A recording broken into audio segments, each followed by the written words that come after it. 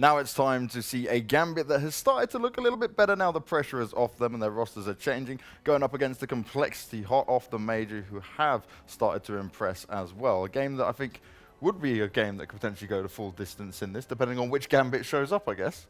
Well, we've obviously got the veterans in Gambit, a squad that actually most recently had a pretty good result, as you say, at ESL New York, making the semi-finals.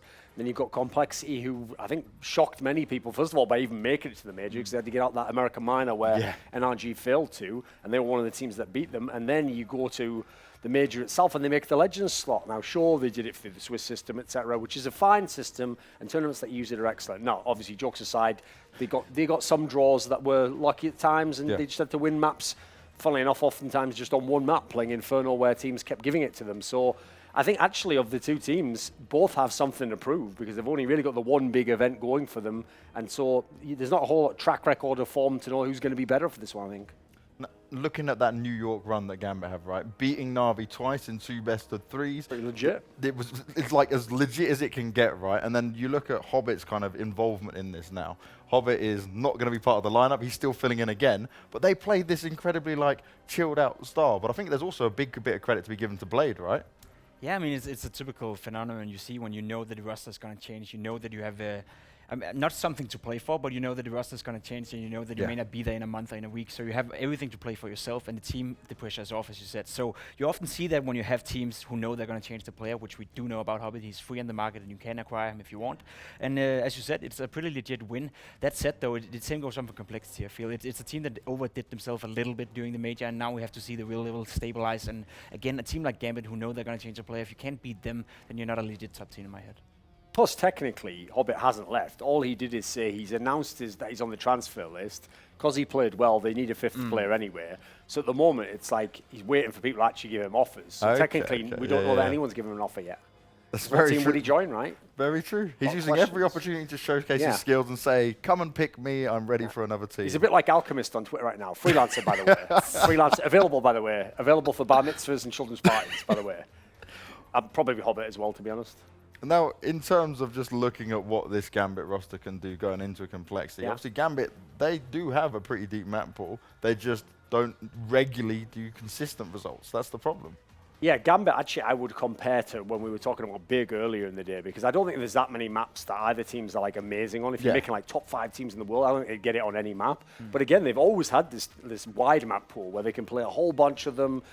Helps to have the same core for many, many years. So you have the routine from when you played with Hooch and then played with Zeus, and now obviously a million people in the meantime have tried being the in-game leader. When you're playing against a side like this, compLexity, I think that can really, really help you, because we only saw compLexity on a few maps. That was where they showed their strength. And I think that's one of the problems for Gambit as well, this inconsistency in the map pool, and in its whole, basically ever since Zeus left the team as well, the identity crisis this team has had. Blade went out in the interviews saying, we need an in-game leader, we need somebody to lead this team, I can't do it from the coach position. So there's a lot of stuff going on within the team, and that also makes them second out their own map pool, I think. So not only does compLexity not necessarily know what to ban and veto against a team like Gambit, but they probably don't know that either themselves. And one of the things I'd say about Gambit as well is most puzzling for me is the fact that some of the maps they used to be historically good on, like your Inferno, like your Train there, they're now regularly just getting wrecked on, like they haven't adapted or created anything new into it. So I'm hoping that's something that Blade can bring to the table. Yeah, that's how it goes sometimes. You gotta, as you say, you gotta re-innovate your play, and you gotta be, how to say, like you gotta find new ways to win the games, because otherwise you get easy to read on, and that's probably one of the problems Gambit have had, and that's where you need an in-game leader who can stabilize the team. You need an in-game leader who has a vision for the team and knows how to use his players, and I think that's the biggest problem for Gambit ever since Zeus left the team. They don't have that guy to look up to. They're basically just 5 guys running around and trying each their own to be the best benefit player for the team, but as we saw with Doshi being the game leader, we saw Adrian being the in-game leader, there's no consistency in this lineup, and that's not a good thing for a Counter-Strike team. Now, looking there, you just saw obviously the recent maps played for compLexity. Both teams obviously very active, playing across all just the online and offline events. How do you guys kind of envision this way going? Is there a set strategy and plan in terms of what we should expect the veto to go as? Well, the tough thing is actually, it also works the other way for Gambit. Like if they go and they look up those stats there, like on paper, if you have those stats, you should be a top 5 team in the world. The point is they farmed a lot of those stats playing online qualifiers, North American leagues. Obviously, the NA minor was in there as well. They didn't have to play many maps at the major, remember, because they had 3-0, 3-0, and then got beaten 2-0. So they're in a scenario where it's actually hard to tell what's legit on their side because they have positive win rates and everything. Meanwhile, Gambit doesn't have very good win rates. To be fair, they have been playing a lot of international lands, though, so I'll give them a little bit of leeway on that regard. And they didn't have Blade until, I think, 2 events ago. So they're a team that, they haven't, the influence of Blade wasn't on most of these maps that you've seen in the scenarios. So I think both teams very hard to read. And then also, you look at the matchup like man for man. The bizarre thing is, even when Gambit made the semi-finals at New York, I looked up their stats because I was thinking, right, there must be someone going completely off here. And generally, the stats were very pedestrian. There wasn't a lot of big fragging. It was actually Mo that had the best stats, and even then, he wasn't close to like a top-ranked player in the tournament. Then you look at the complexity side. When they did make it to top 8 at the major, they had like 3 of their players had some of the best in the entire tournament rating at that point in time. So what's actually going to consistently get through? So Gambit immediately takes Inferno out because if we're not going to play it anyway, we may as well just take it out at this point in time. Complexity's never going to ban it.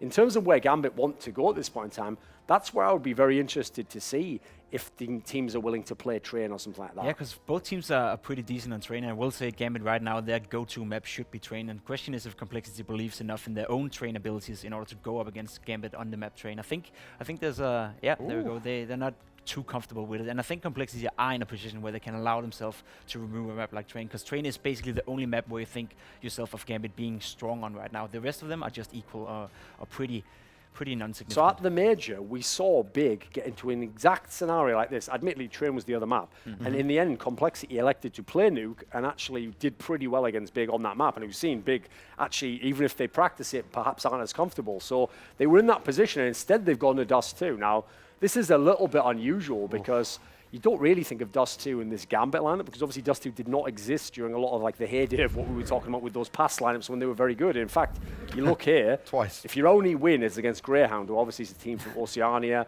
you've lost to Mouse Sports. Admittedly, Mouse Sports is pretty decent on this one. Yeah. I mean, the advantage in terms of at least experience obviously heavily goes over the complexity. Even then, though, they're not playing against top teams. So there's not really a whole lot to read from this one, I don't think. No, and playing dust2 in a best of 1 is not something you normally see either. That's one of those maps where you as a team, for most teams at least, they don't feel that comfortable in the map. They don't feel they have a game plan they can go to and just dominate the game themselves if they're playing well. Dust2 is one of those maps where a lot of random stuff can happen, and it's all about momentum and flow of the game. So picking that in a best of 1 must be either again, Complexity feeling confident on it, or just them not wanting to play Nuke? I actually think it was the same, like I alluded to at the major, though, where it was Complexity who had the last veto there, and they elected to go Nuke that time. This time, I actually think Gambit probably thought, as a result, that Nuke was going to get to the last one, and they were thinking, right, we've always been fairly comfortable on that map. So this actually could be a nice curveball from Complexity, but only if you can execute. You're going to look like an idiot if you go on the map, you mess it up entirely, as we saw from Big earlier in the day. Now, one of the results I wanted to point out, as you saw there for Complexity, was their loss to Avangar 16-9. And that was actually when we were in New York at that MGA Arena event going on. That was in the final. That was a thing where you would expect, right, Complexity against the teams they were going up against to be able to take them down quite convincingly here. So for me, I looked at that and I'm like, this is a bit of a wild card in there. Like, where do you think Complexity can go? Well, especially as in that game, they even got like out-fragged by the Vanguard guys. It was quite embarrassing, and you'd expect, Complexity, they're on home soil, it's a stage match. Every factor should have been going to their side, but they were the ones who kind of a little bit lackluster in that match. So I remember that was a game where like they had some fairly weak executes. It didn't look like a map they'd put in a lot of hours on. That's why if they're the ones picking it this time, that's the key to me. They had the choice as to what it was going to be. You'd hope that means that they redoubled down, they put in their effort. But that was only like, a week ago, a little bit over a week ago. So how much effort could you really have put in that time? Yeah, not a lot of practice have been going into for either of these teams with all this traveling, going to New York and going to that arena event you're talking about. Also, when you talk Complexity and talk about the theme around this team right now, it is the fact that they had a good major. It is the fact they made the Legend States, maybe on, some would say, a little bit of a cheap notice, but they did made it anyway. So now they have to cement themselves as a top team. They have to cement themselves as a team that can beat Avangers, that can beat Renegades, can beat those types of teams, and they just haven't done it yet. So this tournament in its whole for Complexity is going to be super important for them and their self-understanding of where their team is right now. Yeah, definitely, and I'll take that moment to say, before we get into the game, guys, you can vote for your favorite team in chat at the moment. So if you think it's going to be Complexity or Gambit, start putting that in the chat. And that leads me on nicely to say to you guys is, where do we think this is going to go? What would be the win conditions that each team have to meet here? I feel like this is a real 50-50, because on the one hand, The odds showed that as well. I almost never pick Gambit to win games because they can be so underwhelming in terms of the players. Like so many of the names trick you and I think, oh, what a fabulous team, and they don't really do it. compLexity at the same time, well, like I said, I can't really rely on what I saw at the major. It's kind of a rough one there. So, like normally I edge to experience, but on this one, I'll actually just say I think Gambit kind of like had a one-off in that last tournament. I don't think they're going to do what they did at New York again. I'll say compLexity. I'll take the young guns. I'll say that people like Ye will have a good game. Shazam will be there with his AWP. So I think compLexity, I think there's a reason they probably elected to go to this at the end. I think they probably did throw a curveball in the veto, so I'll say they win this one. I second to the point that it's super, super close, and I do think you're right when you say that the experience sometimes is not going to be the beneficial factor for Gambit. But in this one, I will say, though, when you look at the players Gambit have, Mo is in particular known for being a good dust2 player. Adrian, even before he became one of the best players in the world and had that period of time where he was just insane, he was always a good dust2 player. So I feel this may be their chance to reassert some of that level they had back in the days when they were not known for being one of the best teams in the world, but just this outlier. Now, can they pick that up and go into the dust2 that we know they had back in the days? Then I think Gambit is having a decent chance of winning this one. They should be able to at least, but win condition definitely is going to be Adrian and Mo. Yeah, they need to step it up. Need to be able to play their game. But also, Hobbit actually played pretty damn well across the whole of the New York event, right? So he was in there able to showcase his skills. Do you think that's just going to continue to spur him on as he just wants to prove himself at the moment, right? I mean, you're right about saying he hasn't been transferred yet, and nobody is saying that he has to be transferred. But we haven't even heard any leaks yet. No, that's the thing. And the way they outline though is that they need an in-game leader. So if not Hobbit is going, then somebody else has to go to get that in-game leader. And it's not going to be one of those 5 players on the team now. They have already tried that. So he may be forced to play some good Counter-Strike to go somewhere, but there's also this language barrier and the fact that he's not from a region in the world where there's a lot of teams to be joining right now, so he has a lot to play for. Well, as we wait to get into this, because we're not too far away, I believe, from getting into the game, what do you think as well going into this dust2? Because that is dust2, the one that they did lose against Avangard that we spoke about earlier. Do you think they're going to be more prepared for it this time around, surely, if they opted to choose it at the end? I think most teams don't like dust2. Like you even see some of the teams that practice it don't have a great rhythm on it. It's funny because the map has actually produced blowouts from both sides of the game. I've seen teams 14-1 the T side, and I've seen teams 15-0 the CT side, like Astralis did to MIBR. So I think the big problem with this map for me is it's all about comfort level, because if not, I actually think that the default bias on this map to go against history is actually CT-sided. I think if you're playing a team that isn't fabulous at the T side, doesn't have great utility usage, you can lock down a CT and you can do very, very well. So I think on that ground, I want to know how much does Gambit actually been playing this one? How much do they flex towards it? Because as I said, compLexity at least has shown a tendency to be willing to play it, elected to play it. So I'm going to guess they have the comfort. That's why I'm kind of edging towards them. And Gambit, right, they've got the ability, they have played the map, but they've never had consistent or even like promising results. It's not something they pick into, right? Yeah. So it's like, where do they go from here? Do you think they've just got a game plan they haven't been seen yet? Or? Third time's the charm. So they're going with the old cliche. They've opened the fortune cookie, and third time's the charm. We're going to do it this time against compLexity. I think the buzzword is going to be rhythm, as you said. You know, you got to have a rhythm on dust2, and that's why we often see these 16-1 or 16-3 blowouts. If you have a good rhythm going, if you have the confidence, as you also mentioned, you're going to have a good dust2, and neither of these teams right now should be feeling fairly confident. So it's about establishing that momentum early on. Now, we were talking just then as well about kind of which side would be more decided to go for. They're choosing the CT side option on it.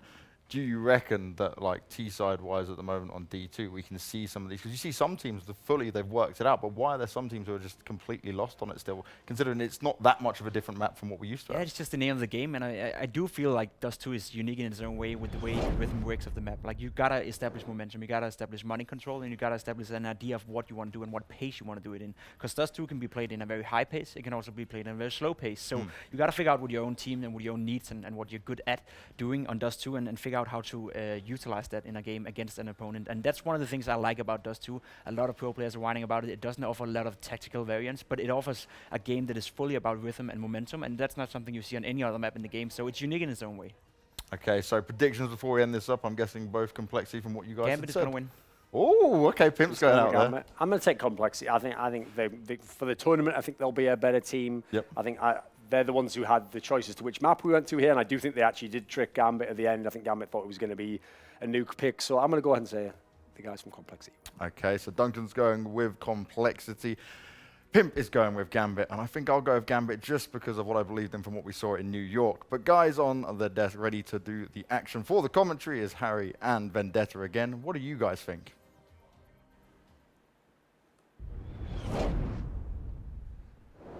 I like that. We got a nice long time to really take that question in. Yeah, I felt really personally connected to James. I saw some eye locks there. Yeah, I mean, I saw into his soul briefly, and he tried to look into mine, and I don't have one. So yeah, here we go. We're about to head into this, and I tell you what, I think this is going to be an interesting one. I agree with kind of what Pimp was saying in the sense that I think this is such a momentum-based map, and I feel like we're neither one of these two teams looking all that great coming into this. I think that this could be one of these games where whoever gets off to the better start, I don't see the other team really being able to dig deep and recover from that. I'll be honest. Yeah. No, do you think this could be a case of Gambit getting their groove back in that sense? Or not that they lost it since New York, obviously, but, you know, that they're continuing on that good trend. I mean, you know, one of the players that they mentioned on the desk who would, you know, definitely be one of the highlight players to look out for was Mo, right? And he's been gradually playing better and better after having a pretty significant slump for quite some time. He came into New York, was their best performing player.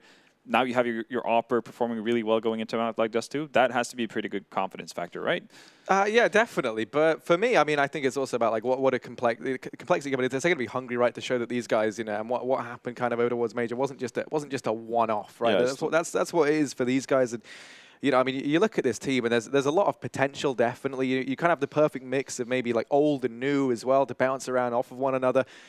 Plus, you know, UKCS. Yeah, I was about to say, you have a brain in there. Is that why you're leaning towards complexity here? Like, everyone goes on about Smoothie. Everyone's been sleeping on our boy Def over here, you know. He might have betrayed us and gone out to NA. That's fine. But, you know, you can claim him now. Yeah, he's doing great. And he can certainly brandish the Union Jack as much as he likes. So for me, I'm going to say complexity here. I'm curious, who do you think is going to be taking this one? I mean, it sounded like you were Gambit oriented. Yeah, I mean, I'm leaning towards Gambit for a multitude of reasons. More time spent together with Blade, I think that's going to be beneficial for them. And, well, complexity are getting aggressive here, as I just have to hold my thoughts. But it seems like Gambit are answering this pretty nicely. Straight into the B-bomb site, they're going to get an easy bomb plan, and it's retake time.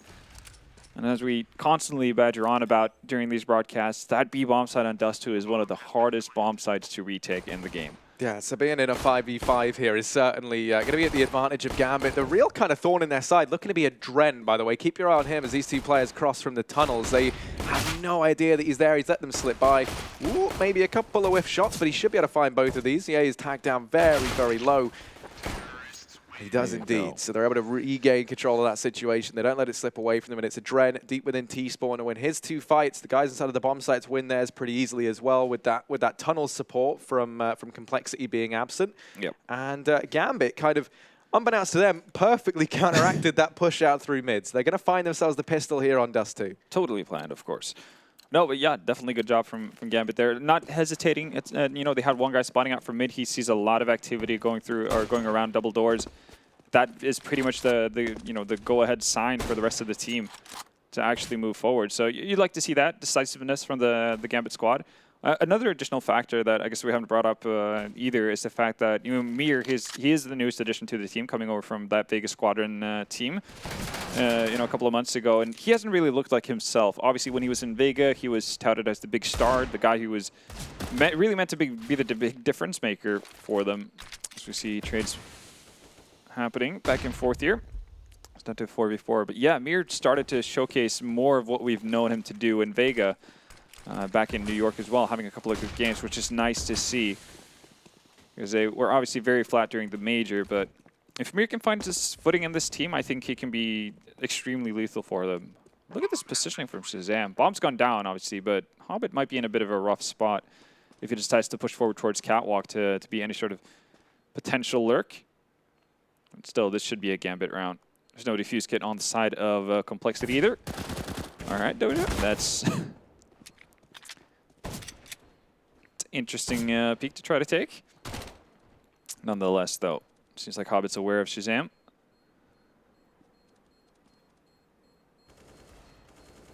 For now, things panning out as planned for Gambit. Adren's going to find Android. Having 3 players survive, you can be okay with that on the side of Gambit. And if you're complexity, holding on to 2 scouts going into the next round is definitely not a small feat either. A lot of tag damage that could be done very quickly as well. So if Gambit get hesitant, if they get tagged up a little bit too much, don't fancy their chances of moving forward, that could also be something that just snowballs the round out of control. So what would you say is the biggest win condition if you're complexity going into this? Is it Shazam on the off who has to come alive? Is it Ye? Is it Who are you looking to? For me, I'm going to be looking towards Shazam. I mean, I think, you know, it's you know, such a critical map for AWPing, and you know, he's also someone who, if he hits the ground running, if he starts doing well, I mean, you know, you think back to a few performances in the past, and Shazam has always been someone who, if he can get off to a good start and keep building on that, then he's so hard to contend against. But I guess it's one thing maybe you can look towards, as you say. I mean, he's been a lot more of a consistent AWPer in that sense. He's been someone on the rise, right, who's kind of been getting better with each event we've seen him at. So, yeah, that for me is going to be an interesting duel to see how that develops. And there's going to be a lot of questions around whether or not Shazam can stack up and you know, can be that X factor to carry complexity across the line here. Absolutely. We'll see for now, though. Not a whole lot of kills going in the way of complexity. Doe's just going to be able to find aforementioned Shazam. Yeah, this is just a bit of a shooting gallery here towards the end. It's going to be a third round for Gambit regardless. The real focus going to be looking towards what comes next for complexity. And I'll tell you what, StarSeries finding Doja, that's, I think it was just a Mach 10, so yeah, not too crazy. Nothing really to walk away with there at the end of the round. A 3-0 lead early on here for Gambit. And this is where, as well, I think we're going to see, you know, a Gambit going to get off to a good start. If they pick this round up, obviously, you know, then you can look to really go 5-0 being over on this T side. And that's what I think maybe we start to see these guys maybe run away with it a bit, because I think, you know, it's a very momentum-based map. Also, you kind of look at complexity as not being the most resilient of teams, perhaps, when they do start to find themselves on the back foot. But, yeah, I think Duncan brought that up during the disc as well. The fact that we've seen teams just run away with it, regardless of what side they start on. So I think you're very correct. Like, that second buy round could definitely be, or well, this buy round could definitely be a tale of things to come. Doja just going to find Stanislaw. Adren follows up with a kill onto Adren, and that leaves 2 complexity members alive here. Trying to deny the bomb from actually crossing over. Not going to be successful in that, and Adren's already in position to deal with Def here. Potentially, ooh, actually, they might pass each other. There we go. Def wisens up to the challenge and finds Adren, but as you can see, not really a whole lot of hope for them actually being able to retake that bomb plant. Android seemingly had an idea that he could do it. And as you can tell, Def being so far removed from any of the action, he's going to be holding on to that Cold. Potentially trying to find one more exit frag. Swap that Cold out for an AK. It doesn't seem like either Hobbit or Mir is going to be able to oblige that wish. And see, I mean, this might have got a little bit close towards the end, but Gambit's still going to be finding a 4th round. I think more critically, that was it wasn't like a traditional bonus round. There wasn't SMGs to play, but there was still, what, I think I'm pretty sure 1 Mach 10 and a Scout in play. Yeah. You know, then you look at complexity, they had everything they need. They you know, pretty much full utility, the AWP out as well. And it was so fast and so one-sided. All those frags going the way of Gambit. I mean, what, it was a 2v4 towards the end. It ends up in a 1v2 with Def being allowed to save. But regardless, I mean, you know, Gambit kind of giving away a few kills at the end that they didn't really need to as they looked to hunt down those last few players. Yeah, you can do that, though, considering how the first 2 rounds, or the first 3 rounds, for that matter, panned out for Gambit. You were able to have so many successful anti-ecos without losing too many members. So you can deal with that a little bit. Just notice the aggression from complexity on that juicy nade onto Def. Down to 42 HP. And that's going to actually prompt some aggression from Stanislaw here. Right now, pincer movement coming in from complexity, being very successful at it as well. Molotov, that's going to force Android to move, but doesn't even have the chance to do so before Mo executes him. Right now, Gambit starting to find some balance once more after being a little bit startled. Nice attempt from complexity. CA in the middle there getting spotted out. Actually going to be able to sneak his way into lower dark. I don't think Mo has actually spotted this. He's picked up an AK as well. Oh, he's going to spot the second player, and that actually might make them aware of this a little bit too soon. Yeah, he's going to smoke this off. This is a nice decision as well. He's going to isolate it into a 2v2. Full HP as well.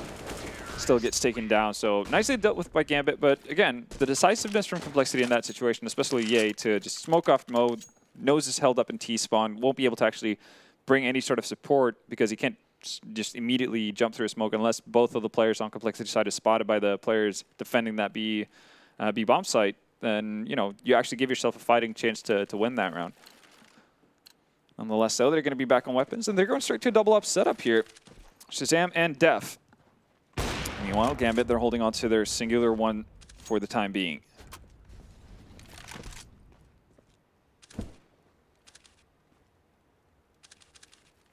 Oh, they've quickly assembled this boost over here on short. Missed shot from Shazam. He's still really yet to showing up with the AWP all too much. And I'm curious how this double AWP set up between Shazam and Def, or Chef, I guess, as their couple name is. I'm a big fan of. Is still yet to really play into this round, even as they try to force that early on, boosting up Shazam here on short. Now he's going to be playing this position. And very far forward here. He's getting to the point where he can't actually get any sort of backup from his teammates. We see Shazam getting into a bit more forward of position, but he is a little bit on his own right here, and Adren's going to take full advantage of that. Even spots out Shazam. Oh, can't get the connection though. Shazam trades one back. Actually gets a second one as well. That's Hobbit down. And finally, a positive trade for compLexity, but they've given up long control. Bombs down in mid, but again, Doja and Mo are able to make this crossing without taking too much damage. That could be what solves it for them. Mo behind the car. Taking pot shots from Catwalk as well, and that nade. It's going to hurt a lot. There we go, compLexity finally being able to string multiple kills together. You're doing a good job of taking out Shazam. Again, for compLexity right now, because they've invested into that double op, they want to hold on to as many weapons as possible, not lose that vital third player. They're going to be able to do so as well. Not going to be able to retain the op on the side of compLexity, just barely missing out on the one Mo had. But still, you take that round if you can get it. I mean, that's really one. It didn't really feel like compLexity had too much of a business winning. Shazam did a good job of actually finding that double kill up on short, but the rest of the guys, you know, they get caught over at that car position. You see Mo continuously trying to take the duel down into CT, and he actually loses to the M4s, which, you know, maybe doesn't bode too well, given that sort of an AWPer's paradise is down that one avenue of the map. Here he is with the AWP back in hand again, and he's going to get bested by Shazam. And, you know, as you point out, it was, what was that, a team flash, or was that? I think it was one of, no, I'm pretty sure it was one of the T-side flashes, delayed T-side flash coming over. Nonetheless, though, Shazam has the timing down right. Fires immediately to find Mo. And one heavy hitter on the side of Gambit gone already. Have to be feeling pretty good about that. Still, though, utility here on the side of the Kazakhstani squad. The Kazakhstani/Russian squad, I should say. We do see AWPers. Obviously, that can't come as a surprise for Gambit. If they decide to move up towards Catwalk, that Shazam is going to be playing around that car area. Far too often we see teams that not actually respecting that enough and putting down the utility and flashes needed to actually force an AWPer off that position. Because they're going to feast on anyone coming in from Catwalks over and over again. Dren's actually going to drop down into spawn. Well, he's not going to get that far. He's going to be met by Stanislaw. So this potential B-split not going to have the same punch as you would have liked to see. Doja does find Android, and Def actually thinks he's alone now. Oof, manages to adjust in time. So Mir goes down, and probably the hopes of winning the round as well. Hobbit, 7 HP. He's going to be running. Nope. Turns 180. So he's not going to be running into Def, but he's going to be running into Ye in about a second or two here. There we go. Nicely handled by compLexity.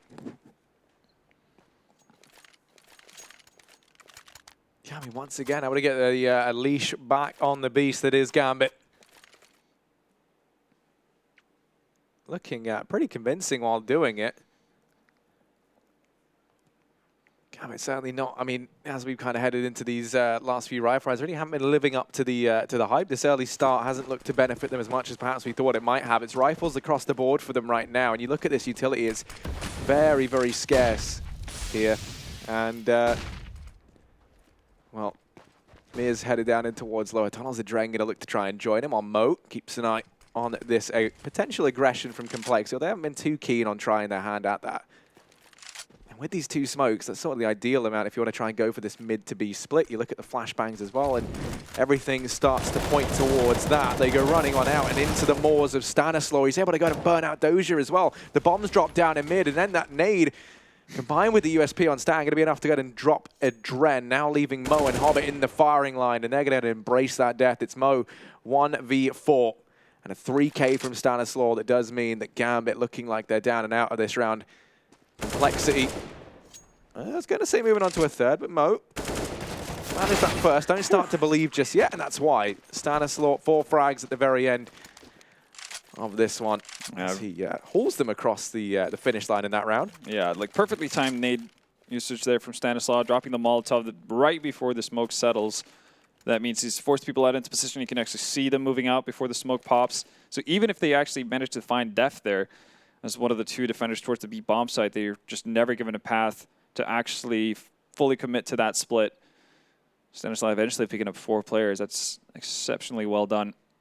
Bit unsure as to how Doja actually managed to burn alive, but you know. I think it was just he got tagged and then was Got also stuck, in the yeah. Molotov, right? So like, yeah, sort of probably got took by surprise at the amount of damage it did. That round really did go from bad to worse. The setup was there, you know, the smoke going down in mid.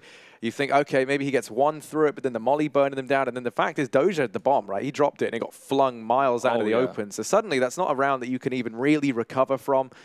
You're relying very, very heavily on, I think it was like Mo and a Dren to pull back a 2v5, and it just doesn't happen. So now the money's gone for Gambit. That's been extinguished. Over on the side of complexity, you know, they've got the SMGs at a chance to try and build up some more money. And this is where things get a bit worrying if you're Gambit. You know, complexity winning the last 3 rounds, now starting to build up a little bit of a buffer as well in terms of how much money they have. And this is where we can look to have teams start to run away with the CT side. That's sort of what the guys on the desk are alluding to. This round certainly not building up too much from Gambit either, as the nades rain in to find the Dren before he's even seen a member of complexity. So just 4 players left up, and they're going to try their luck here at long. But Spray King Stanislaw sits here with the AK in hand. Yeah, he's going to hopefully not whip out the garden hose, but actually control that as Gambit tries to push through on that flashbang. And again, just before the flashbang pops, he gets vision of everything he needs to really. Finds 2 frags, and you'll definitely take that. As you can see, the rest of complexity, they've pushed aggressively around the map. They're ready to pincer in the 2 remaining members on the side of Gambit here. You don't want to lose too many members, obviously. Try to maintain pretty decent economy going forward. You want those ops in the hands of at least Shazam, if not dust2. So I like the decision we're seeing not to push forward unless you get any sort of confirmation from the guys over towards the A-bomb site that they're actually moving forward. No, Hobbit does have an AK, though, so might be able to find something here for them. But Shazam missing a bit of a sitter there after finding the first onto Doja. And TA comes around with the MP5, and he's going to be able to pick up an AK for free as well. Complexity turning this around nicely here. Not bad at all. This has been without also I guess the heavy presence of an Opera as well. Like Shazam has gotten a couple of kills. That's you know, all well and good. But it's been Stanislaw racking up multi-kills in these last couple of rounds that's really set the tone for them. And if you're Gambit right now, you're back to buying. I still feel like we need to see a little bit more from this man on the screen right now, Mo. He missed a few potential openers and has even given one away a few times over to Shazam, who has been active. Right now, I'm liking the fact that complexity are really adamant about how they're moving about as the CTs. They're not letting Gambit get too much space to work with. You can see the aggressive pushes already. You're having Def move forward towards T-spawn here. There's no way in hell Gambit can expect this. And yay, with a nice couple of taps onto Adren. Look at that, Android's ready to pounce. The second he gets the go-ahead from Def here, really, he's going to be running out into mid to potentially find the bomb as well. Look at how split up it is. It's the bomb alone in mid. It's a massive issue as Stanislaw finds Mir. And there we go. Bomb down. Cheeky little one-tap. And what do you do now, Gambit? You have to move out, and you've lost all map control. And, well, Def's going to take full advantage of that as he finds Mo. Doja. All right, sits on a grenade for a while. Does eventually find Def, though. 2v1 and bomb in the middle of no man's land. And, well, he's going to be running right into the gauntlet of Android.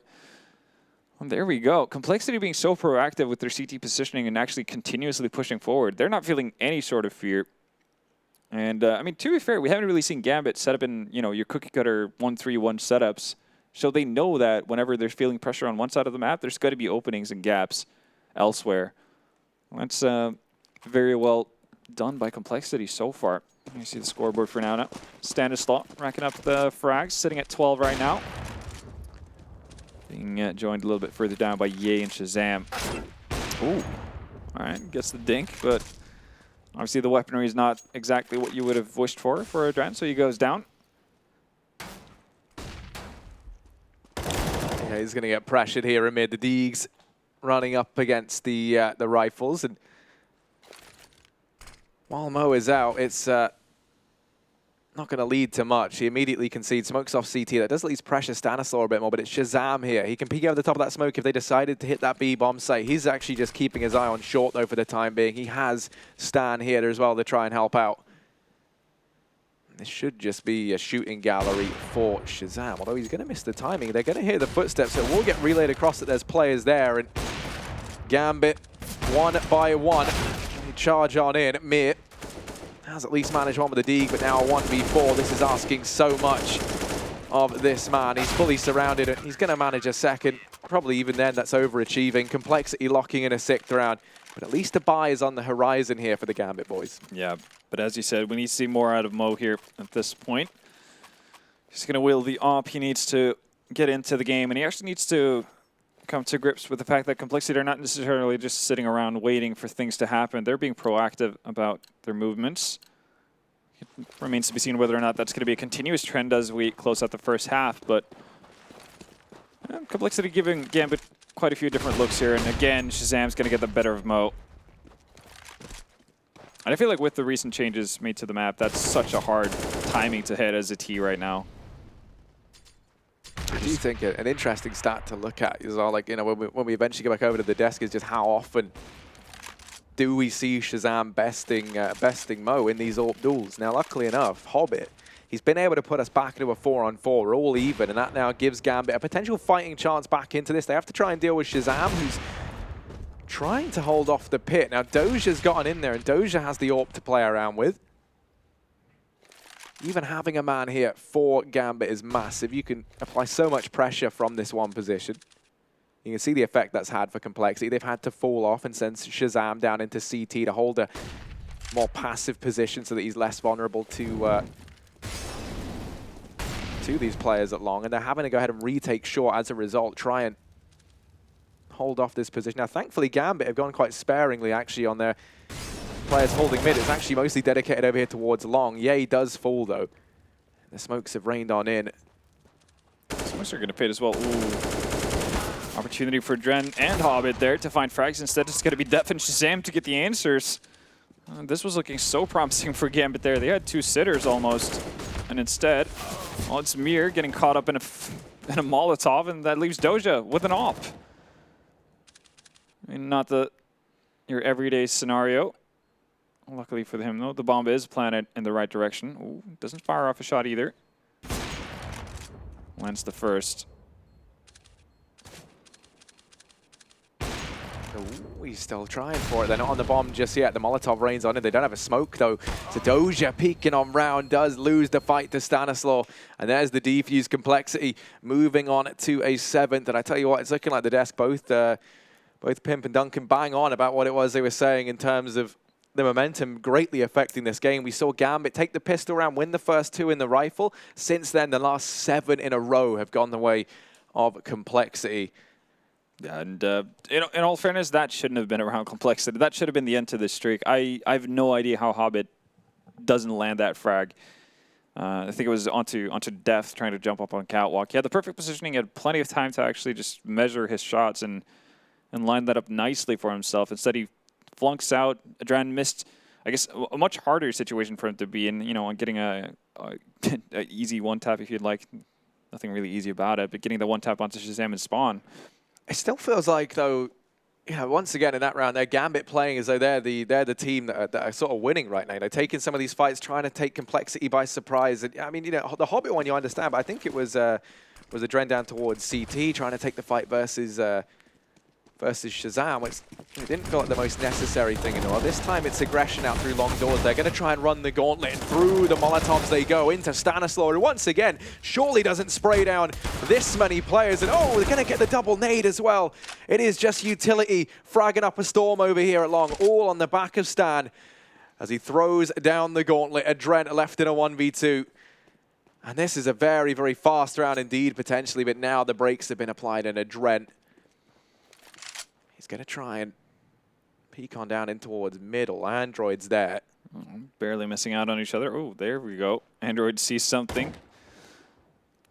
The thing now is that there's still plenty of opportunities for Adren here to basically isolate the 2 players remaining on compLexity side. So he's more or less having to deal with 2 1v1s, which is obviously much more manageable.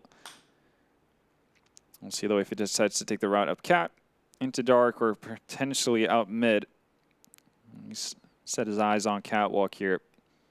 And Android actually, yeah, perfect timing here to push in aggressively. But they're not just going to notice. Shazam has actually backed off from long as well. So this means that Adren should be able to get a plant pretty easily, which is nice for Gambit's economy. They definitely need it. And how he's going to be able to cope with the potential retake. As soon as he throws down a smoke, Jig's going to be up. They know what he's up to. Now the job for Adren is pretty much try to figure out where one of the compLexity members are before they can group up and potentially set up for trades. Right now, they're certainly not in that spot. He's aware that there's a man over here on short, courtesy of Android spraying on through. His shadow is going to give him away to Shazam down in CT, so as long as he's observing. Oh, someone down, but Adren's now been given an opportunity. A missed shot from Shazam, and suddenly it's into the 1v1. Adren's going to do it. 4 kills. He digs deep at the very end, and he's able to lock in a 6th round for Gambit. That was a big one as well. Shazam maybe getting a little bit flustered by the fact that Adren drops down once he, has initially committed to the spray through the smoke. Caught him by surprise. You can't really blame him for exactly that, but definitely a costly mistake. compLexity, their streak has finally been stopped. Let's see how it pans out here. Stanislaw with the initial good work, once again finding multi-kills.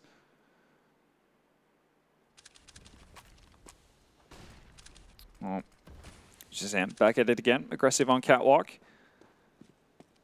Been finding pretty decent success with this so far. Let's see if we are actually not even going to see a flash up there. At least not a very good one. That means Adren, the hero of the last round, is already gone. And it's completely halted Gambit as well. They had no response to that. It's not like we haven't seen Shazam in this position now almost every single round. Yeah. That's the odd decision from Gambit to. I think there was a flash thrown now. I'm just pretty sure it missed. So Shazam was really. It's just like a really bad flash. Didn't flash like any sort of typical position that anyone would hold catwalk from. So unless they go extremely wide to the left corner. Right now they're trying their luck out mid. Still extremely spread. Smoke's gonna go down into spawn. Maybe that triggers Stanislaw to actually peek forward. But I'm liking this. Like if you just hold still, there's no way Gambit are gonna check that. Oh, goes for the shot. Doesn't find anything. Actually smokes off behind him as well. So that might lead someone. Ooh, Shazam, ready as ever. It's a nice shot onto Mo. Doja's gonna pick up the op. Right now, Gambit a bit floundered here. Not really sure where to go. They don't really have the utility to go anywhere either. 20 seconds left on the clock. Yeah, there's very little time, very little utility, very little anything going the way of Gambit. It looks like they're just going to try and save, but with Hobbit here over the wall short, surely he goes down. They can just now let this timer run down. Hobbit has to try and take the fights if he wants to survive, but he's not going to be able to find anything. Bomb drop. This round's all said and done. Doja and Mir at least managed to hold on to the AWP and AK into the next. Yeah, but they're not going to have a whole lot of money to go around, though. Hobbit and Adren, only players sitting at 3K or above. So that kind of gives you an indication of where they're going to take this by here. They see the flash being attempted to throw up there, but that's not going to flash anyone at all. Like even if somebody were to stand at the far left corner, they'd be able to turn around in due time. So a bit of sloppy utility usage from the side of Gambit here. Shazam goes for the peek, doesn't find any connections though. Neither does Mo, so status quo still. And this time, a bit more tempo out into mid here for Adren. Oh, they're actually just going to dry peek it. It's going to find Shazam unexpecting, and well, all of a sudden, this has really gone the way of Gambit here, catching everyone off guard. Yeah, this round is over in the blink of an eye. That's a Gambit round, and somehow it's their most convincing one in the entire game. Yeah, if anything, I mean, they threw no utility. They didn't really build into the round. They just sort of dry peeked the angles and win their fights. So 7-8, still in favor of compLexity here heading into the second half. But it's another close game, however. We seem to be getting all of these today. Yeah, so many bonus rounds. I mean, We saw what happened at the major, and that was like 92 million overtimes and within the first stages. I think that is the exact amount, yep. Yep, I'm pretty sure that is a factual stat. But yeah, we're looking to get something similar here on day 1 of Star Ladder as well. 2 already in the 2 previous games. I mean, with the way this is shaping up as well, I wouldn't be too surprised if it went all the way. Regardless, we did see Gambit. I mean, that's important to note as well. Gambit did have a pretty significant or pretty good start to the half as well. They won the first 5 rounds, so definitely complexity in the driving seat. We'll see if Gambit can turn that tide now. With the pistol round. Oh, spots the head of Yay, but Def's going to be there to respond immediately. But look at Hobbit's aggressive positioning. Ooh, not able to connect shots initially, but Doja's there to help him out a bit, alleviate some pressure. Mo chips in as well. That's Bob dropped in mid, and now Mo even connecting shots through the smoke as well. A 3rd shot through the smoke. Well, there you go. Not too shabby. Android's made his way onto the B bomb site, but to no avail. Mirror's there waiting for him, open arms. And well, that's one way to open up the second half. Gambit finding three kills through the smoke there. Not too shabby from Mo, or at least 2. Yeah, he can be pretty happy with that. He's just got a deleted smokes clearly from his config because that looked pretty nuts. But yeah, taking a look at the odds now from Lootbet, we can see complexity are going to be the favorites to win this one. I think it was, if I recall, it was Gambit who were favored at the start. So people clearly believing in what they're seeing, at least in this complexity squad.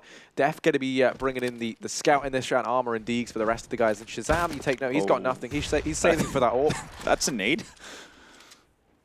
I mean, the nade usage from complexity has been very impressive, in particular. Yeah, not so much from Gambit. No. They're pretty much just sending that HE 50 meters above where anyone can be. Instead, he's going to go in with a UMP, finds Android, and actually has time to reload as well. Finds Stanislaw. Hobbit's helped out a bit. Takes out Shazam, and Adren's continuously being aggressive. Maybe a little bit unnecessary there. Does pull back 1 frag for complexity. Yay and Def both picked up weapons here as well. That scout on Def, trying to do some tag damage. Yay with UMP. See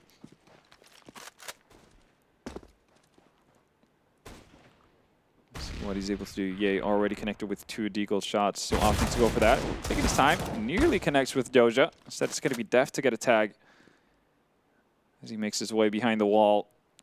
Doja, no real reason for you to peek right now. And does so well. Just constantly being a nuisance for Def. Def constantly has to recheck that every time he's fired a shot. That sets up a pretty easy kill for Mo. So 9 irons for Gambit. Can expect the following round to go similarly. And Gambit get off to a much needed solid start. They can't have another lull like we saw in the first half if they want to grab this away. And there we see the shots from the pistol round. Pretty ridiculous stuff, yep. But that has to be good for your confidence. Mo didn't get too much done with the off to start things off. Now he's got a scout in his hand, so maybe he can do some target practice. Hobbit, once again aggressive, just like in the pistol round, and is able to easily take out Android. That's the rest of the complexity squad. They're moving towards long. That's where Doja's held up. He's got a cold. He's got the distance. He's got the weaponry to deal with this as well. That's a solid nade. Stanislaw feels the pain of the ex-god. Well, Mo wants to join in on the fun. And if his op hasn't been on point, his USP definitely has. Yeah, I mean, most certainly. Not sure how much is going to help them in this following round, but they're actually going to throw away the scout as well. Oh, they're going straight to double op setup here. Well, this is a hefty investment from Gambit. Well, they definitely have a plan for what they want to do here. So we'll see if Mo can continue that fine form we started off the second half with. 2 players from Gambit moving immediately towards long. Adren not going to see any action immediately, so it takes a forward position to start things off. Pretty much spent all of his utility within a matter of seconds, and finally we see Mo getting the better of Shazam in that off duel. Much needed for him as well. Shazam has gotten the better of him for, well, the entirety of the first half, more or less. okay. So Mo gets tagged by Def, and as a reaction, just fires a shot at the wall and actually tags Ye down to 3 HP. I can live with that trade if I'm Mo. Obviously unbeknownst to him, though. That does put Ye in a bit of a precarious situation. Gets thrown over the op. Bogdan Rule still alive. Very much so, but Gambit, this was a very, very risky investment going straight into the double orbs. They had a lot of potential just to run the attempt at the bonus round. But of course, if they win this, then setting yourself up pretty nicely. Most definitely. That's what they've been so good at, is poison themselves well early on. I mean, you look at the end of this half, they lost what, 8 out of the last 10 rounds or something along those lines. So the way that they poised themselves in the opening stages of the first half, I like they're trying to repeat that now here in the second. And actually, compLexity do manage to get the bomb down here inside of this A-bomb site. So 4-on-4 as the retake comes in. Still, decent bit of utility up on Gambit. They have the flashbangs to try and open things up. Molotov on Mir as well. That's going to be very, very valuable with so many of these players over here towards short, which is where that bomb is planted for. Ye chiming in with one, but now the Molotov forces him to commit to these fights. Doja going to go ahead and find both the frags of the players up on short. Defuse comes on in, and Gambit going to be locking in an 11th. That is such a clutch Molotov that gets thrown out as well. You saw Ye being on 3 HP. He can't afford to run back through it. And I think it was only Stan, who was the other man left with him, was way out in the open. So that will be the round. 8-11 here on dust2 in the second half in favor of Gambit. And what a turnaround it's been. Top of the board right now is Mo, who didn't get off to the most fantastic of starts, now rising to the occasion here for Gambit. It really is. That the start of the first three rounds of the CT half has really done him well. Racking up frags, and it's always a nice situation to be in when your ARPer starts getting confident. He's probably willing to take more risky peaks and actually get away victorious from them as well. Let's see what Gambit can be able to build off of this. Obviously, compLexity not in an ideal situation, having lost that round. They did get a bomb plant, so they could potentially decide to force in here. But again, considering how much success Gambit has found in the initial rounds, it's not going to be a situation where they can potentially get broken economically.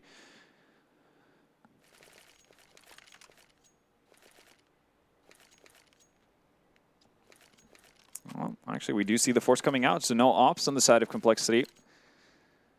And again, there's still enough money for Gambit at this point to rebuy if they were to lose this round. We'll see what compLexity has in store for us. Nice smokes, at least, to deny Mo any sort of vision, but he's not going to care about smokes. We saw that in the best round. He's going to find Stanislaw regardless. That's one man down, and that's so much less utility on the side of compLexity as well. 2 smokes at a flashbang to work with. So even if they were to get on the bomb site, it's just going to be tough to remove Mo from this position. How are they going to actually fend off a retake? Yeah, it's looking like this might all be the fake, though, as you can see that bomb sits over towards B. With weapons? Are they going to drop down into CT spawn? That's the only thing that makes sense from this position. That might be the call here, Halvor, is there's still a minute and 10 seconds. They have plenty of time, at least. That's one thing that compLexity aren't shy of. But you look at this, you have so little utility, and you're throwing in this fake. It does feel risky. They managed to get Ye and Android down, but Mo just catches them, so they're aware that this is happening. And now this push comes in towards B, but Android's won his fight. All the pressures here onto Hobbit, the man donning that secondary AWP for Gambit, and he has been able to find the first. Still with Def. And Shazam walking his way. Hobbit goes back, and the second time around, he's able to go ahead. Yeah, they know about Android's position as well. It wasn't visible in middle as well when Hobbit peered in. But still is able to find 2. The distraction from the bomb side of Def gives Android all the time he needs to find 2, and then closes it out with a third one onto Doja as well. Really impressive stuff from compLexity, given what they went into that round with. That started off terribly, losing Stan immediately right off the bat through his smoke. And even then, like your initial split doesn't work out as intended at all. compLexity somehow managed to bring it back from the brink. Still, as we mentioned, Gambit, enough money to go around, so they're right back onto that double op setup. This time, though, Mo doesn't have armor, so aim punch is going to be potentially a bit of an issue for him. Adren, forward position. Been here quite a lot. Ooh, he's going to spot Shazam at least. Going to put a bit of a halt into everything, and Adren's going to mow down compLexity as they try to move out through the smoke. They get stuck in each other. They have no way of actually responding to what just happened. Well, I say that, but Def finds Adren through the smoke. So a bit of a silver lining here for compLexity, but they haven't really gained that much map control. Stan has made his way up short, but he still has to contest with the AWP on the side of Mo. And, well, there we go. Hobbit spots out the second man. And even if there is an AWP on compLexity, I do feel that they're pretty hard-pressed in terms of actually making it towards any sort of the bomb sites here. Yeah, the positioning of Doja could prove to be a blessing and a curse for Gambit. You have him over here towards long. You can hear the footsteps on short as a result. He can also kind of make the call if he doesn't spot anyone long for a while, maybe to start to pull a couple of players off or to anticipate the short play based on the information he hears, and later on maybe even starts to peek into, but he's going to get tested. So he's the early warning system, is Doja. If he manages one kill here, then that's fine. You can start to pull the guys off of B. There's no time for them to change their mind, and then Mo just has to hold down the bomb site, and Doja, that's exactly how it's going to go down. He finds one kill, Shazam instantly trades, and now we have Mo with the AWP inside of this A bomb site, looking to try and buy time, and he might do even more than that as he picks up Stan. Mo make it out into the open. Ooh. Shazam is at least going to manage that one kill, but there's no time for him to cross and get the bomb down. It's nothing more than a consolation frag, so he's going to hold the AWP into the next round. Gambit moving on to a 12th. Yeah, big round. Actually pretty nicely played there from Mo as well. Even though he gets Molotov, you can see he's taking his time to actually peek out, which again makes it a lot harder for Shazam to decide on, whether or not he's going to wait for Mo to peek out. Potentially Mo could decide to do, similar to what we saw Bubsky do on Nuke, where he just burns to death in order to hope for the best. And actually decides to go out with the USP and does significant damage onto Shazam as well, so he can't really commit any further with the time running down. So Gambit bringing it right back here. And as you said, the one kind of saving grace is the fact that Shazam is able to hold on to a weapon, but I mean, they're not going to have too much money to spend going into the next round. And even if Gambit is a little bit beaten up economically, both Mir and Hobbit did have the money to drop over weapons here. We're not going to see an AWP, though, in the hands of Gambit this time around. At least I am pretty sure. Well, no, scratch that, actually. Mo does have an AWP dropped for him. Well, fair bit of utility on the side of compLexity. They're actually picking up the pace here. Mo's going to find the first, but he might not suspect the second compLexity player being that close up. And Adren, you need to get out of dodge right about now. Does exactly enough damage, though, for Stanislav to fall. But yay, though. Look at that. 3 frags with the ZZ. Now, there's an open pathway for a bomb plant on that A bomb site. 2 players left on the side of Gambit. What do you do in this situation? Still Kevlar on the side of compLexity as well, and they've picked up guns. Yeah, just one man left, and Mir has to put the Mir back in Miracle at this point. There is just no way for him back into this round. It would be a 1v3 required. And for Gambit, that's asking a lot of this man. He's going to look to try and hold on to the M4. And I tell you what, I mean, we look at these last few rounds going the way of Gambit, but it really does show how close they've been, because all it takes is this one loss and the whole economy's been destabilized. They're back onto an eco in this following round. Maybe they decide to force buy around that M4. But 10 to 12 now here. As compLexity managed to pick up another. Bit of a shoulder rub quickly, perhaps as a reward. Yeah, no. Everyone's feeling a bit tense, I think understandably so, over on the side of compLexity, but definitely deserves a shoulder rub after that round right there. You can see precision aim from Ye. Barely uses any bullets to get those 3 frags. And again, actually, compLexity going for another tactical pause. They might be weighing up the options whether or not, as you mentioned, Gambit potentially could force buy into, supplementing that saved Colt, but I guess they should be aware of how much damage they've done to the economy of Gambit up to this point. Again, Gambit led into this CT half with double ops right off the bat, which means you need a significant amount of rounds in a row to solidify any sort of an economy. And then 2 close rounds to follow, back and forth. I mean, it's not going to be a whole lot to bring into the next round, but yeah, they are going to force into it. Mo up in hand, 2 deagles in the hands of Hobbit and Doja, CZ on Adren, and a FAMAS on Mir. Now, I feel like Mo needs to actually get aggressive here. Oh, he does so as well, but misses the shot onto Android. That would have been the golden opportunity for Gambit to get a bit of leeway. Well, instead, it's going to be Stanislav to get the drop on Hobbit. Mo's quick to return here. They might get pincered in. That's exactly what happens as well. Mo misses the second opportunity. Android finds 2, and That's more or less a done deal. compLexity is going to get away with this one as well. Doja, only with a Deagle to his name. I'd hope that Def actually rotates back out in towards double doors, but is he going to be able to hold on to this AK? There's no reason to actually go for this round. Doesn't have a defuse kit. Doesn't really have anything to give him any hope of winning.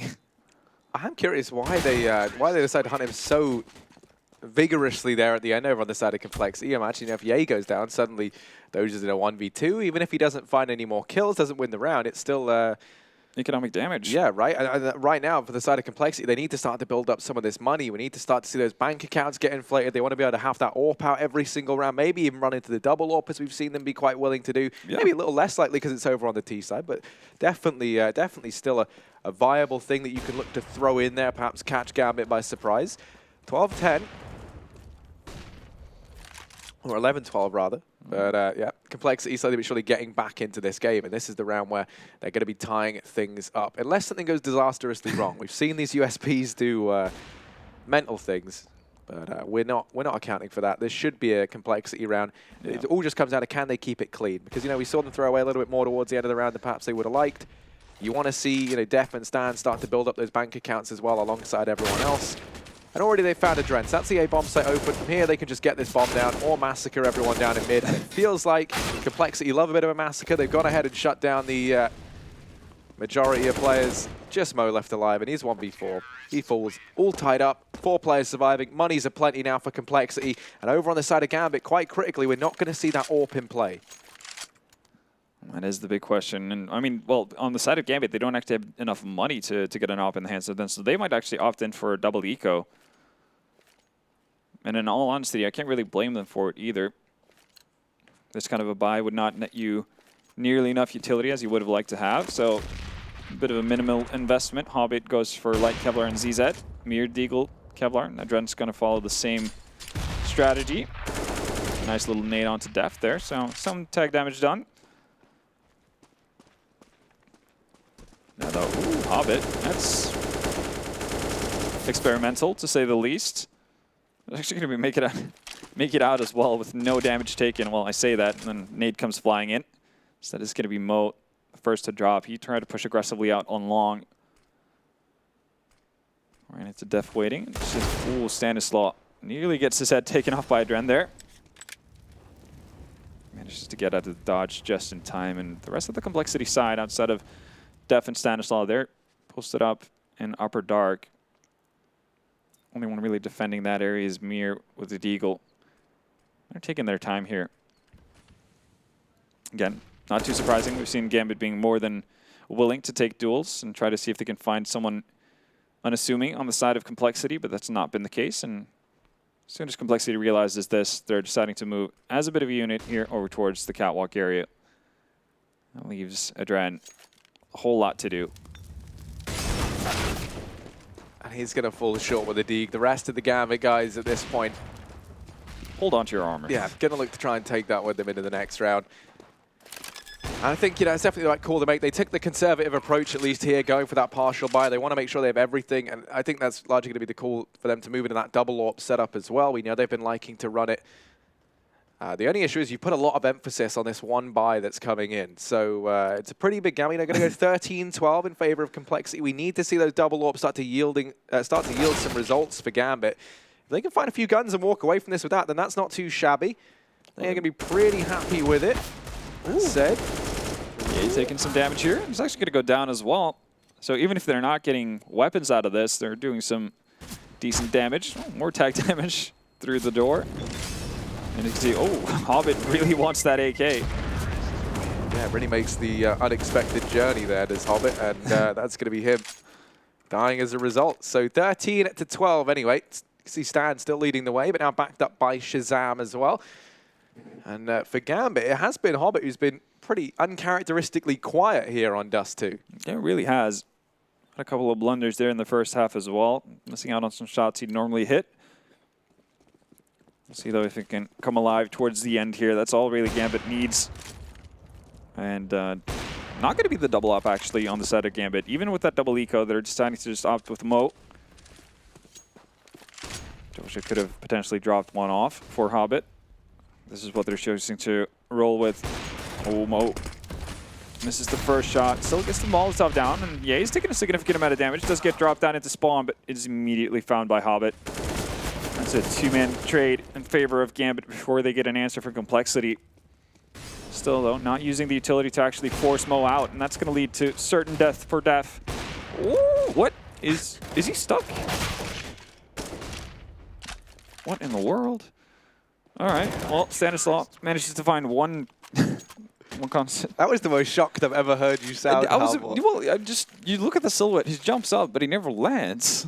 So I was like, what is that? He just kept on going. But all tied up now, 13-13. I tell you what, moving into that orb setup definitely pans out for Gambit. They're going to reap the rewards of that. They shut down compLexity, and they make it look pretty easy as well. That's exactly what we needed to see. We needed a much more convincing win from this Gambit CT side. You know, you can't be in that sort of situation again where you take that one loss and you're instantly down into an eco, because that is what decides the fate of games when you're this late into it. Yeah, it definitely does. And with them as well surviving with 3 players, that means that they can actually build a bit of a bank. They can hold on to some money, potentially get a second buy if they were to get reset here. As compLexity talk things through. Obviously, they're looking to get right back into the lead, put Gambit in a really rough spot. I mean, you do have the op, you do have full utility as well. So, all the means to get the job done. Well, Molotov goes down, not NHE, and well, compLexity, they're actually going to push through this. Dren might not be suspecting Android here. Oh, and Doja's taking a ton of damage through the smoke. Did not win out on that trade. Mo is actually going to land the shot onto Ye this time. That's a lot of pressure alleviated from Catwalk as well. It's extremely important. Now he gets to focus over on that long area. The 2 initial long defenders having swapped around, pushing out short. Although, as you can expect, the close push here, he's actually going to turn his back to it entirely. Smokes go down. He's going to have to hide out here, but no, he's caught in no man's land. Doja, though, finds one frag through the smoke. Mo's just running from pits of fire to pits of fire. Doja really testing his luck at this point. 4 HP, still jumping. There's a 2-man advantage for Gambit as the retake sets. This is one that they should be taking all day long. That bomb is going to be planted for Shazam down in the pit. Android able to open this up, but it's Mo and Hobbit. I think Mo even landing the jump shot there, but actually no, he's on the ward short. Shazam try as he might, can't get anything done. And Gambit keeping 4 players alive, going to be locking in at this 14th round. Now being over on the T side, being, you know, accruing a bit of a loss bonus, and the bomb plant means compLexity, they can get a buy up here. Android, the bank of compLexity, sitting on $8,000. Question is if he's going to drop off an op for Shazam, and he's going to do that as well. I mean, we talked about Mo's lack of impact on the first half and how Shazam was getting the better of him. Now the tables have kind of turned. We haven't seen a lot of Shazam with that off. Oh, definitely. On the T side. Since moving on to this T side, Shazam has fallen a lot more quiet. I mean, this round, very, very grateful that you have Android, aka, you know, Mr. Robot, redistributing that income, the wealth over on the T side. Everybody gets a piece. But right now, what compLexity need is a round. Utility still pretty healthy on the side of Gambit after spending those initial nades. compLexity will once again have pretty much everything they need in terms of being successful here. We're seeing them focus a lot on the A area in the last couple of rounds and haven't found too much success with it. Mo, once he starts hitting these kind of shots at this angle, that's going to make all kinds of difference, and that's definitely not the Molotov they were looking for, I'm pretty sure. Does seems like a bit of a weird Molotov. Surely, if you're trying to Molotov out the corner, you would have just put it into the corner instead. Nonetheless, though, they're not going to move on it. Mo gets to retain position. Meanwhile, though, Doja's all by his lonesome here. It's a very spread out defense from Gambit. Always actually spots the gun tip.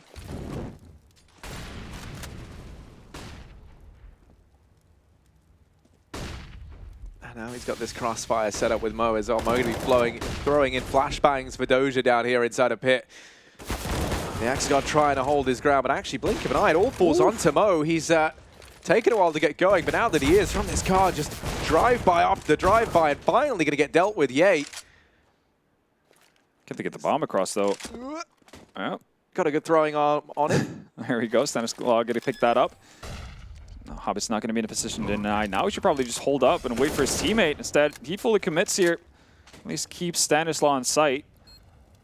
He needs Mir to help him out as well.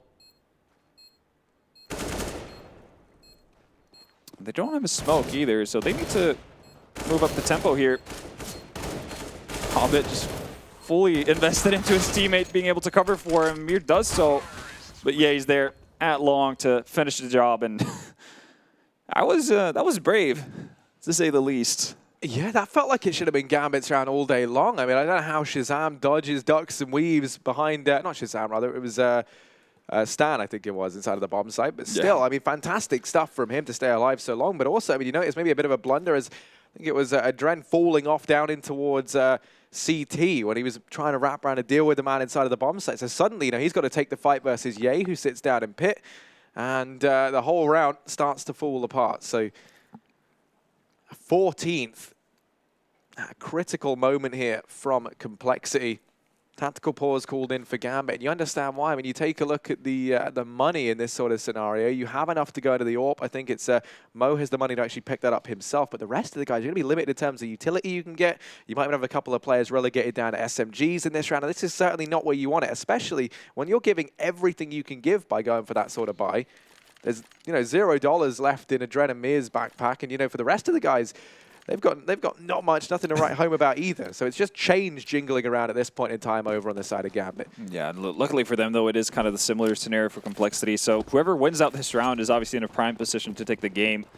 There's not a whole lot working for them, but we're going to see the instant B-rush here.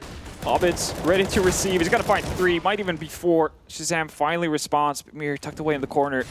Shazam has no idea. And, well, we've seen a couple of ballsy calls in our days, but that's definitely up there. Yeah, I mean, you know, you start to believe, you start to think, you know, compLexity, they could close this out now. And let me tell you, they try to change up the pace. For those of you wondering why you just go for a B rush there, right? Gambit, take the pause. They're probably having this big chat about how compLexity have been playing. Struggling towards long, struggling towards cat. And then compLexity, they go, okay, we're going to throw the whole thing into question, just charging towards the B-bomb site, catch them off guard. I tell you what, Hobbit, he's ready. It's the desolation of compLexity over towards that B-bomb site. It's the first time we've seen some action in quite a bit of time as well. I think we've seen compLexity move towards that B-bomb site twice during this half. So, yeah, I mean, I can't really fault compLexity for trying that kind of a thing. It's a ballsy move, but if it works out, you look like a genius. And when it doesn't work out, obviously it doesn't feel so good. Hobbit posted up in mid. Oh, not going to be able to connect the shot there as compLexity move up towards Catwalk. Mo, once again, needs to land at least 1, and he does so. Able to get out a dodge as well, drops the Molotov, and that stops any sort of forward motion from compLexity. Stanislaw might get a drop on Adren here. No, misses out on the timing just as Adren is pulling out his smoke grenade. Right now, it seems like compLexity are a little bit lost for where they want to go. You can see a very spread team. Def over towards long, hoping for someone to push aggressively. You have Shazam on Catwalk, firing off shots, hoping to find something, but Gambit have opted to go for the right approach in this one. They're up 1 person. No need to go aggressive. No need to do anything silly. You know you have the weaponry to deal with this, especially at long range. I said, Hubble, you and I have only had overtime games today, so I'm ready for this to somehow... Could happen. For this to... Oh, they've gone into CT. They're going to try and push on up. Now, this is perfect for Adren and Mo. They actually are set up to a T to shut down this exact play. Stan going to go to manage 1, but now Mo has this crossfire along with Doja in the pit. This should be the end, and as Stan is brought down to 4 HP, it certainly looks that way. Gambit going to be picking up dust2, 16-14. It comes down to the wire. Towards the end, Mo starts spitting fire, and that's all they need to close out this match. Yeah, Mo going from pretty much having no impact at all for the better part of the first half, as we saw Gambit kind of stumble their way to I guess, an okay half, all things considered. I mean, considering how, I guess, much of the grip they lost towards the midsection of the first half. And then really just coming alive and like from the pistol and onwards in the second half. Yeah, they win 3 rifle rounds if you think about it on their on their T side, right? And then heading into their CT side, everything seems to go their way. It looks like a much more convincing performance across the board. What were your takeaways though for compLexity there? You know, what sort of good vibes did they give you at the very least? Now looking at the future, was there much? I mean, again, I'm pretty happy about what I saw in terms of like what kind of ideas they had to how they wanted to play their CT sides. It wasn't stagnant. It wasn't just the same, you know, again, cookie cutter setup. Even though that, you know, that's great to have. That's a solid thing to fall back on. You want to have more kind of moves that you want to be active on the map. You want to actually be, you know, making whoever's playing on the T side not necessarily nervous, but uncomfortable about the situation they find themselves in. I think for the better part, they did that pretty well. Obviously, they got off to a rough start. That's pretty much what offsets things for them. But I think for the better part, you could say that compLexity were the better playing team in the first half of the game. Obviously, losing pistol round in the fashion they do going into the second half, that's not something you can account for. I mean, Mo getting 3 shots through a smoke. That, you know, that happens every now and again. Yeah, it did feel like, you know, Gambit sort of getting quite fortunate in the sense like Mo finally starting to step up. Another person who recovered massively was Hobbit. If you recall, he was bottom of the board for the majority of that. I'm going to say the first 20 rounds even. And then towards the end, ends up finishing second, right? So fantastic recovery from him. I think another downside for compLexity was Shazam gets off to a great start, which is, I think, you know, very speaks volumes for the fact that you had Mo struggling, right? Yeah. But then, you know, he starts to fall off as the other man rises It's like the up. opposite trajectory that they both had throughout the game, and that's definitely not what compLexity needed. No, not at all. But I tell you what, Gambit, they will be your victors here. We're going to go ahead and have an interview with those guys over at the stage. I'm here with Adrian, and you were just saying to me, winning here is always good. But it was a close game, a lot of flip-flopping, Adrian. Are you happy with that result? Of course, winning is always good, and I'm happy with the result. But we played spooky a little bit. We're afraid to do like mistakes. But I'm happy that we closed this game, and yeah, we're feeling good. What do you think gave you the edge over compLexity in the end? Not sure. We played our game, and they did some mistakes, and we just know that the game is in our hands, and we didn't want to miss it. Here's the thing about Gambit. You guys, you can get far in lands, but historically, you've had some issues getting to the finals. Can you do it this time at StarSeries? I hope, because playing on StarSeries was always tough for us, because we never, like last 4 or 5 StarSeries, we didn't pass to the playoffs. So this is something like challenge for us, so we'll see. Just 2 more wins needed, though. You've got the first one out the way. The ball is rolling, Adrian. But who do you really not want to face on your way to the finals? I don't know. I don't want to face our bad game. You don't want to face a bad game. So in other words, you're going to go back to the hotel and regroup tonight? For sure. We're going to prepare for the tomorrow game and get a little bit relaxed, because today was a hard game. It's been a long day for everyone. We've only got 1 more game to go. Is there anyone, though? I know you say you don't want to face probably anyone here. You just want to get straight to the final. But are there any teams that you really respect here at StarSeries?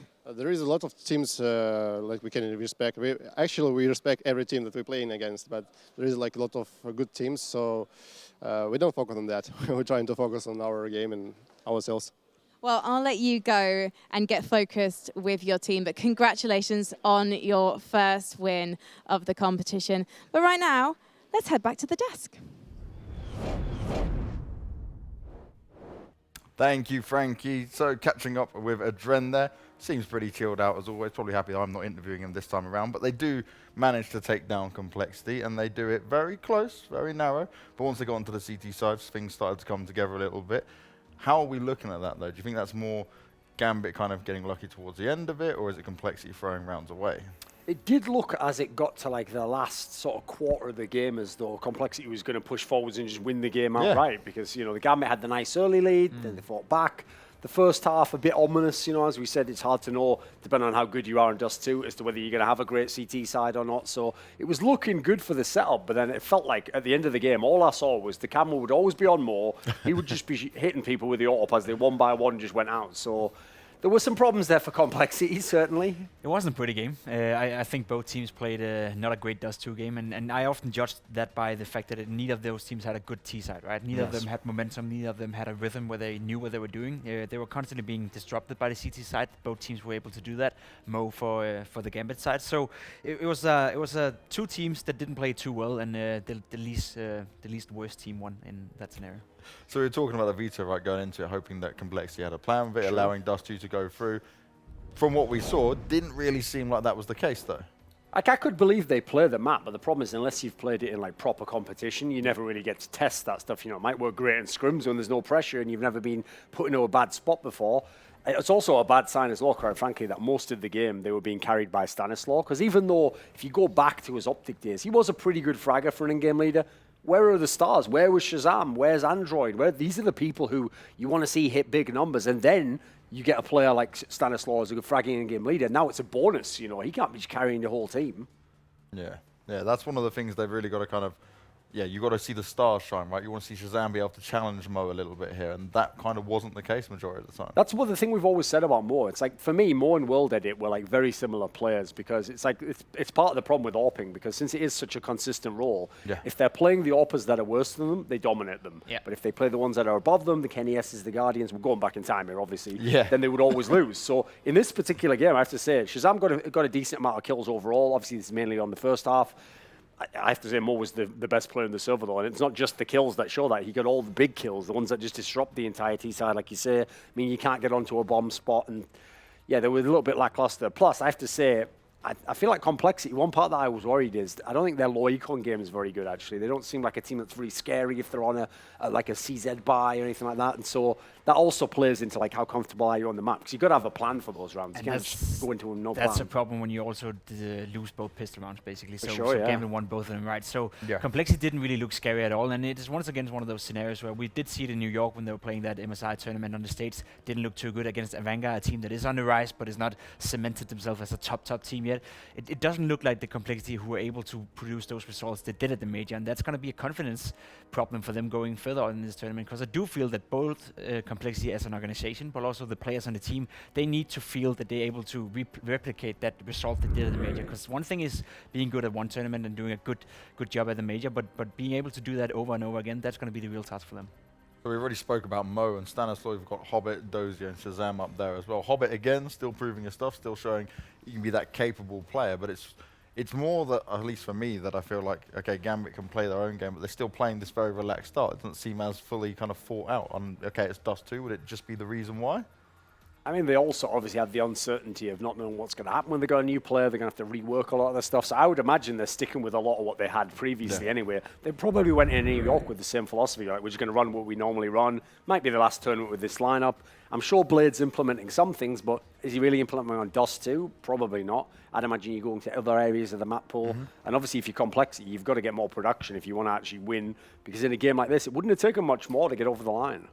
Now, with the compLexity lineup, right, we spoke about their run at the major, maybe saying not so much fighting off the tougher opponents, right? But, like, is this a worrying sign already going down to Gambit in a game that they effectively had the lead in? I think it is, and I think the veto says a lot about the worrying signs we see. Opting to go for dust2 against Gambit, which is a team, as you said, they're not innovating stuff on dust2. They're not trying a lot of new stuff. It seems to me that they're not comfortable in their own picks and in their own map pool. Then they would have went for Nuke, you know, believing they were the better team on Nuke. So worrying sign for me is that compLexity may lack already now a little bit of confidence and may actually believe themselves that the major was a little bit of a fluke for them in that regard. So they need to step it up and need to start believing in their own abilities and in their own strengths, and then let's see how far that goes, because if you play into the opponents, then you don't really give yourself a honest chance of showing how good you are. And I say in terms of showing how good you are, at least for Gambit's sake, right, anything you do progressive, like, so to just say looking at New York, people are surprised by that run, and they do another good run here, that's just effectively keeping them going further and a little bit longer, right, while they try and rebuild this roster. So for them, I guess it matters less, right, than compLexity. There's nothing to lose if you're Gambit at this point in time. You're obviously very comfortable playing in this arena. It's one of your home arenas where you've all played a million times over. For compLexity, that's another thing you have to add in, you know. we don't see them at this tournament normally, you know. It's still a circuit they're getting a part of. They had the big results, so people already give you the expectations, but you got to string a few of these together before you're a legit top team. And it's a dangerous thing for Gambit because they will not be in a position, or they don't want to be in a position where they fool themselves into thinking that this 5-man roster is going to work for them. Because I think it's obvious for everyone that they need this in-game leader. Even Blade said it in the interviews, but if they start to do well all of a sudden, us players sometimes have a tendency to think to ourselves, all right, we'll make it work. We can produce result with this lineup. So for Gambit's sake, obviously they want to do well, but at the same time, they don't want to do too well because all of a sudden they start to second doubt, do we keep Hobbit? Do we just skip the idea of having an in-game leader, and can we actually be good again with the same lineup? So I think there's a lot of playing into that as well. I guess in terms of complexity as well, when you look at their vetoes going forward, right, they've got to win them out a little bit better than this, right? Not kind of just allow that middle ground map to come in, because that's why we got such a close game. Well, in this particular scenario as well, this is like the same thing almost happened in the big game where, I mean, I guess it did because they lost overall, which is that you can sometimes, by trying to always be the guy who gets the edge in the veto, you end up getting an edge that's the smallest sliver of margins possible. Whereas in this scenario, okay, they did a good job putting you in a bad spot. You just pick the one that makes sense for you and also makes sense for them. I think that would have been a much better game for both teams because, as we saw, hard to believe complexity are that amazing on dust2 if that's what they had for their T side. Gambit, they didn't even choose to play it, so fair play to them for being able to actually, again, show that wide map pool and actually grind out a win there. So I feel as though, yeah, complexity did this themselves. Okay, well, that will round up that game. We've got one more to come, but while you wait and we go to a quick break, why not head on to Hellcase, open up some skins and grab yourself some new CSGO skins to play with. We'll be back very shortly. The final game coming up between Mouse Sports and Sprout.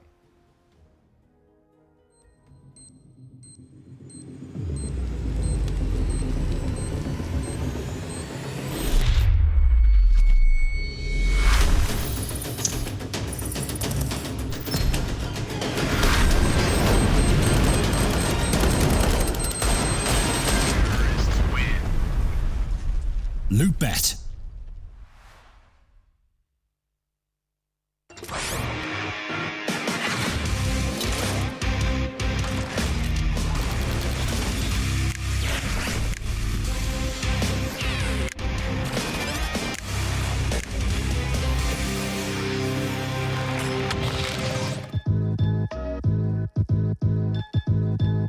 With Hellcase multi-cases, you are no longer restricted by random case opening mechanisms. Now, you are able to pick any of the cells containing skins and actually determine what you win.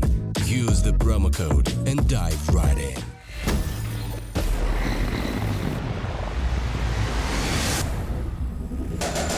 I'm a soldier, I'm a fighter. You can't burn me, I'm the igniter. Gonna be a legend, gonna take it all.